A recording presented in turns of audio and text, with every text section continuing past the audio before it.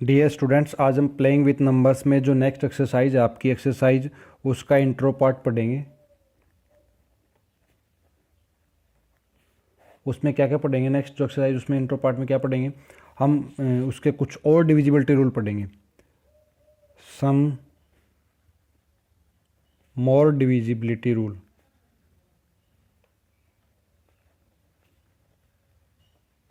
और divisibility rule पढ़ेंगे। जैसे बात करते हैं सबसे पहले एक रूल की, if A number is divisible by another number. मैं लिख रहा हूँ, इसको राइट डाउन कर रहा हूँ। If A number is divisible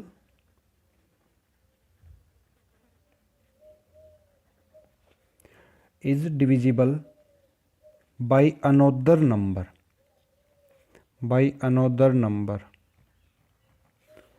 then it is divisible by each of the factors of that number। क्या कहा इसने, कोई भी नंबर है वो डिविजिबल है किसी दूसरे नंबर से, और उस then it is divisible by, ये किससे डिविजिबल होगा, each of factor of that number, उस फैक्टर के मतलब उस नंबर के ईच फैक्टर से। कैसे, देखो जैसे मैंने कोई एग्जांपल लिया 24 ले लिया, 24 के फैक्टर्स क्या क्या होंगे। ठीक है, जैसे मान लेते हैं हम 24 है, a number is divisible by another number. ये जो नंबर है ना, ये नंबर ये क्या है 24, ये डिविजिबल है किससे, 6 से। किससे डिविजिबल है ये, 6 से, क्योंकि 6 फैक्टर है इसका, यानी 6 से डिविजिबल है। अब इसने क्या कहा, a number is divisible by another number, यानी कोई नंबर है वो किसी दूसरे नंबर से डिविजिबल है। इट इज़ डिविजिबल, ये जो नंबर होगा ये डिविजिबल होगा each of the factor of that number, यानी ये डिविजिबल होगा इसके ईच फैक्टर से। तो 24 किससे डिविजिबल होगा, इस नंबर के ईच फैक्टर से। इसके क्या क्या फैक्टर्स होंगे, 1 होगा, 2 होगा, 3 होगा, 6 होगा। यानी इसमें इसने क्या कहा है कि कोई भी नंबर है वो दूसरे नंबर से डिविजिबल है तो उस नंबर के फैक्टर्स होंगे उनसे भी डिविजिबल होगा। सिंपल ये कहना चाह रहा है, if a number is divisible by another number then it is divisible by each of the factors of that number is divisible that number, factors of that number, यानी उस नंबर के factors है। यानी ये हमारा पहला रूल था कि कोई भी नंबर है वो दूसरे नंबर से डिविजिबल है तो उसके जो बाकी के वो जो नंबर उनसे भी डिविजिबल होगा। किनसे डिविजिबल होगा, जो बाकी वो जिस नंबर से डिविजिबल है उसके फैक्टर से भी डिविजिबल होगा। अब हम बात करते हैं नेक्स्ट क्वेश्चन नंबर 2 की। If a number is divisible bye 2 को prime number, if a number is divisible by two co-prime numbers, two co-prime numbers, two co-prime numbers, then it is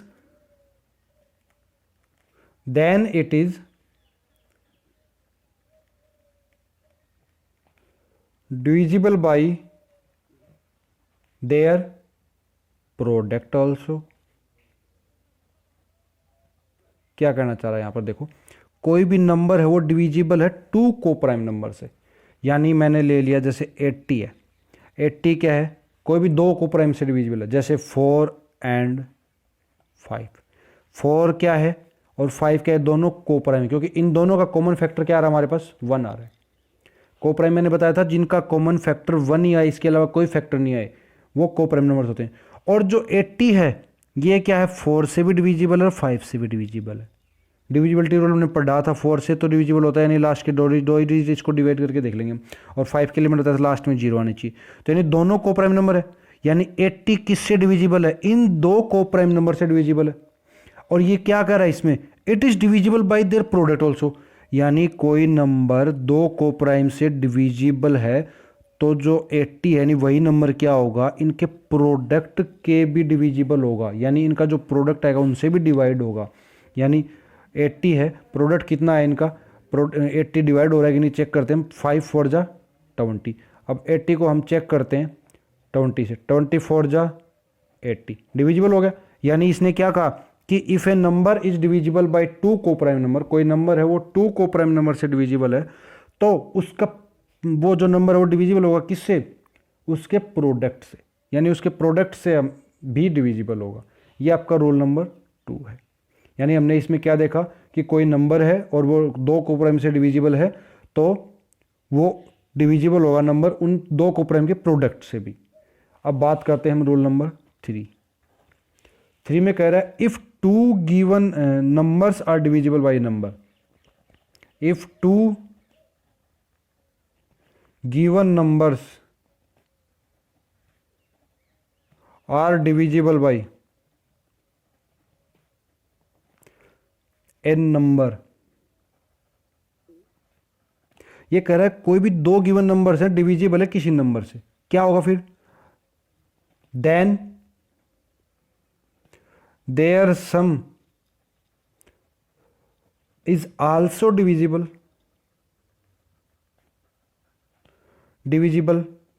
bye that number. यानी वो क्या होगा, उनका जो सम होगा वो भी उस नंबर से डिविजिबल होगा। जैसे देखते हैं हम कोई, जैसे 16 ले लिया मैंने एंड 20 ले लिया, 2 नंबर ले लिए मैंने। अब ये दोनों नंबर्स क्या है मेरे पास, ये दोनों के दोनों नंबर्स क्या है मेरे पास, डिविजिबल हैं कोई ना कोई नंबर से। वो नंबर ले लेता हूँ, जैसे ये मान लिया 4 से डिविजिबल है। किससे डिविजिबल है? 4 से डिविजिबल है।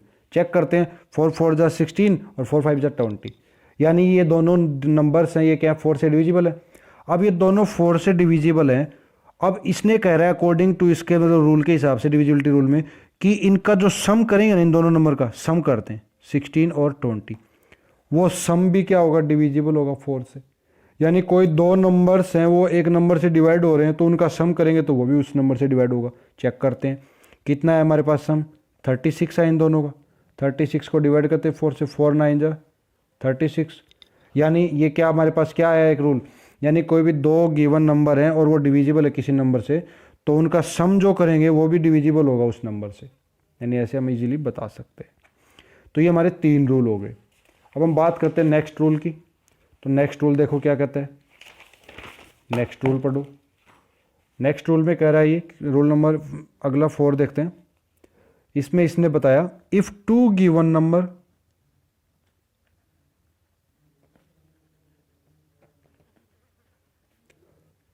Are divisible by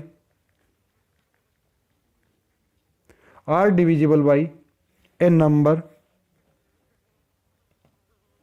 are divisible by a number, then their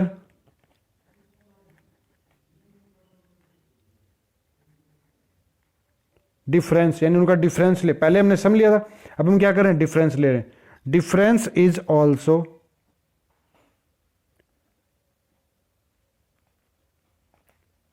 divisible by that number. यानी डिफरेंस होगा वो भी क्या होगा, उस नंबर से डिविजिबल होगा। यानी कोई भी 2 नंबर ले हम और वो डिविजिबल है किससे, एक नंबर से, तो उनका डिफरेंस लेंगे वो भी क्या होगा, उस नंबर से डिविजिबल होगा। जैसे एग्जांपल लेते हैं 35 ले लिया एंड 20, ये दोनों नंबर क्या 5 से डिविजिबल है। 5 7 जा 35, 5 4 जा 20। अब इनका डिफरेंस लेते हैं हम, 35 माइनस 20 कितना आया हमारे पास, 5 15। 15 चेक करो 5 से डिविजिबल है क्या, यस 5 3 जा 15, यानी 15 क्या है वो डिविजिबल है किससे, 5 से। यानी 4 रूल बताया मैंने, कोई भी नंबर है वो दूसरे नंबर से डिविजिबल है तो वो नंबर डिविजिबल होगा उस दूसरे नंबर के फैक्टर से, पहला रूल। दूसरा rule, if A number is divisible bye 2 coprime numbers, यानी कोई नंबर है वो 2 कोप्राइम नंबर से डिविजिबल है तो वो नंबर डिविजिबल होगा उन 2 कोप्राइम के प्रोडक्ट से। तीसरा रूल है, if 2 given numbers are divisible by a number, कोई भी 2 नंबर्स हैं वो डिविजिबल है किसी एक नंबर से तो उन दोनों नंबर्स का सम करेंगे तो भी डिविजिबल होगा उसी नंबर से। ऐसे ही सेम डिफरेंस में है, if 2 given numbers are divisible by a number then their difference is also divisible by that number, उस नंबर से क्या होगा, डिविजिबल होगा। अब हम नेक्स्ट बात करते हैं इसमें आगे, प्राइम फैक्टराइजेशन।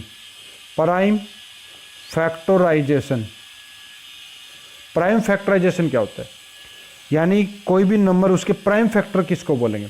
अच्छा 36 है, उसके फैक्टर क्या क्या होते हैं? 1 है, 2 है, 3 है, 4 है, 6 है, 9 है, 12 है, 18 है, 36 है। ये सारे क्या हैं? 36 के फैक्टर्स हैं। बट ये सारे के सारे अलग अलग फैक्टर्स की बात कर रहे हैं। अब हम 36 के सिर्फ उन फैक्टर्स की बात कर रहे हैं जो प्राइम फैक्टर्स हैं। किन की बात करें? प्राइम फैक्टर्स की। अब 36 को मैं ये भी लिख सकता हूँ 1 मल्टीप्लाई 36, और 36 को मैं ये भी लिख सकता हूँ 2 मल्टीप्लाई 18, और मैं ये भी लिख सकता हूँ 3 मल्टीप्लाई 12। ये लिख सकता हूँ, ये फैक्टर्स के रूप में लिखता हूँ। बट ये भी क्या है? ये जो प्रोडक्ट के रूप में लिख रहे हैं ये भी क्या है? प्राइम नहीं है, 18 प्राइम नहीं है। इनको प्राइम नंबर्स में कैसे लिखेंगे वो देखेंगे। अब देखो कैसे लिखेंगे, अभी देखते हैं। यानी 36 है और प्राइम फैक्टराइजेशन लिखना है as a product of that numbers, यानी उस नंबर के जो फैक्टर्स हैं वो सारे प्राइम फैक्टराइजेशन के प्रोडक्ट में लिखना है हमें। अब 36 का मैंने किया जैसे 1 मल्टीप्लाई 36, 1 मल्टीप्लाई 36 को लिख दिया मैंने कितना? 2 मल्टीप्लाई 18। फिर मैंने लिख दिया 1 2 18 के मैंने फैक्टर कर दिए क्या? अब देखो 1 जो है ना ये प्राइम फैक्टर नहीं है, 1 जो है ये प्राइम फैक्टर नहीं है, 1 जो प्राइम फैक्टर नहीं है, 1 फैक्टर है बट प्राइम नहीं है, तो 1 को कंसीडर ना करके हम छोड़ देते हैं एक बार, 1 कंसीडर नहीं करेंगे। अब 36 उसको हम लिख सकते हैं 2 मल्टीप्लाई 18। अब 18 को लिख सकते हैं हम कितना? 2 मल्टीप्लाई 9, यानी 18 के भी फैक्टर कर दिए मैंने। अब 2 मल्टीप्लाई 9 के फैक्टर क्या होंगे? 3 इंटू 3। क्या अब इनके फैक्टर हो सकते हैं 2 2 3 3? नहीं हो सकते। यानी 36 के हमारे पास प्राइम फैक्टर क्या है? 2 मल्टीप्लाई 3 मल्टीप्लाई 3। यानी हो सकता है प्राइम फैक्टर है वो रिपीट हो सकता है, बट ये सारे के सारे क्या है? प्राइम फैक्टर्स है। इनमें हो सकता है कोई नंबर क्या हो हमारे पास रिपीटेड हो, बट ये सारे के सारे क्या हैं? प्राइम फैक्टर्स है। जैसे बात करें हम इसको ये भी लिख सकते हैं, इसको 4 मल्टीप्लाई 9, 4 के फैक्टर किए 2 मल्टीप्लाई 2, 9 के फैक्टर किए 3 मल्टीप्लाई 3, तो ये ऐसे भी निकाल सकते हैं फैक्टर्स। यानी कोई भी गिवन नंबर है उसके हम प्राइम फैक्टराइजेशन कर सकते हैं। अब हम बात करते हैं नेक्स्ट क्वेश्चन की, कि कोई क्वेश्चन है जैसे फाइंड प्राइम फैक्टर ऑफ 980। 980 के प्राइम फैक्टर करने कैसे करेंगे देखो। अब 980 है, इसको डिवाइड करना शुरू करेंगे। डिवाइड करते हैं 2 से डिवाइड करते हैं 980 को। 980 को 2 से डिवाइड किया, 2 4 जा 8, 1 बचा हमारे पास, मैंने 8 उतार लिया।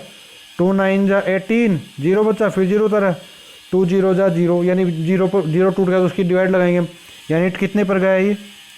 2 4 जा 8, 2 9 जा और 0। अब 2 से फिर डिवाइड हो रहा है, 2 प्राइम फैक्टर है ना, हम प्राइम फैक्टर ऐसे ही करेंगे।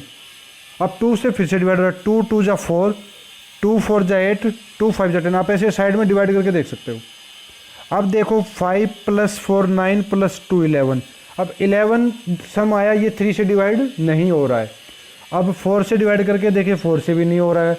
5 से करते हैं, 5 5 जा 25 ज़्यादा हो जाएगा, तो 5 4 जा 20, 4 रिमेन बचा 5।